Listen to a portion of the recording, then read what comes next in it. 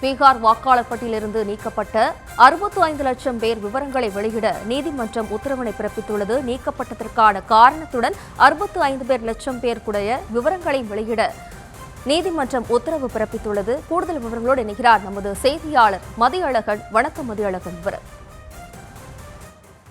பீகாரில் மேற்கொள்ளப்பட்டு வரக்கூடிய சிறப்பு வாக்காளர் தீவிர திருத்தம் மூலம் 65 லட்சம் வாக்காளர்களுடைய பெயர்கள் நீக்கப்பட்டிருப்பதாக உச்சநீதிமன்றத்தில் மனு ஒன்றை தாக்கல் செய்யப்பட்டுள்ளது.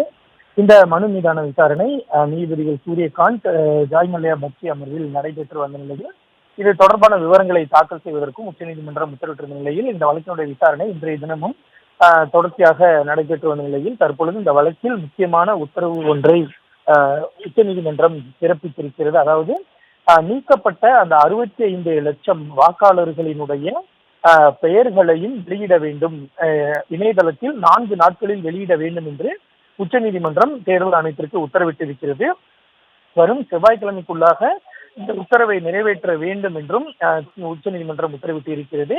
நீக்கப்பட்டதற்கான காரணத்தை, அதாவது இந்த வாக்காளர்கள் ஏன் நீக்கப்பட்டார்கள் என்பதற்கான காரணத்தை இணையதளத்திலேயே தெரிந்து கொள்ளும் வகையில் அந்த காரணத்தை குறிப்பிட வேண்டும் என்றும் உச்சநீதிமன்றம் உத்தரவிட்டு இருக்கிறது. மேலும் மாவட்ட ரீதியாக எத்தனை பேர் நீக்கப்பட்டுள்ளனர், நீக்கப்பட்டவர்கள் யார், அதற்கான காரணம் என்ன என்பதை குறிப்பிட்டு இணையதளத்தில் வெளியிட வேண்டும் என்றும் நீதிபதிகள் உத்தரவிட்டு இருக்கிறார்கள். மேலும் இந்த சிறப்பு தீவிர வாக்காளர் திருத்தத்தின் பொழுது ஆதார் அட்டை ஒரு அடையாளமாக ஏற்றுக்கொள்ளப்படாது என்று இந்திய தேர்தல் ஆணையம் அறிவித்திருந்தது.